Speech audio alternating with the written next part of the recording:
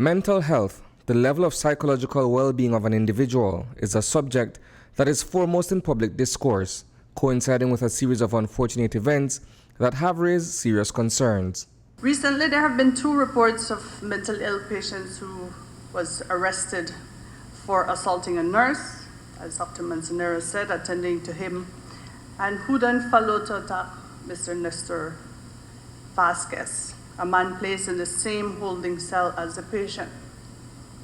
Mr. Vasquez passed away over the weekend, and my condolences to the family, to the Vasquez family. But instances like these further reiterates the need for us to stay educated on mental illness, how to maneuver and work alongside patients the variation of mental illness, signs and symptoms. We need to do better as a society. The way we treat our most vulnerable is a reflection of us as a country. That conversation began today with the introduction of 2 studies, a measurement of mental health among adolescents at the population level and Helping Adolescents Thrive. Today, UNICEF is hosting, together with the Ministry of Health, a national launch of multiple studies that are going to be looking into mental health in adolescents aged 10 to 19. We know that mental health is an issue of increasing concern.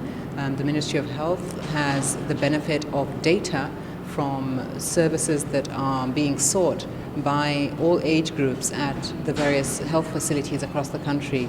And over the last 4 to 5 years, the Ministry of Health data has shown that more and more adolescents aged 15 to 19 are struggling with severe mental health challenges.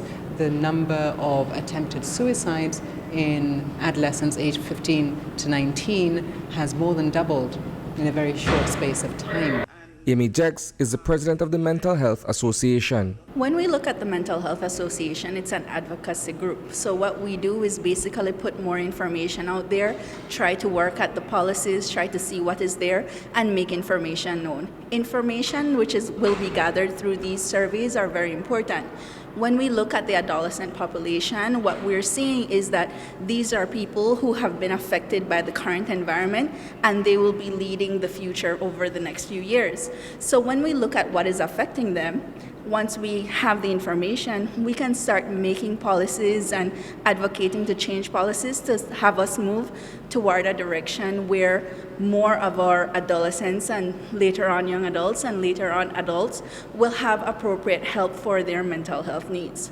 Reporting for News 5, I am Isani Cayetano.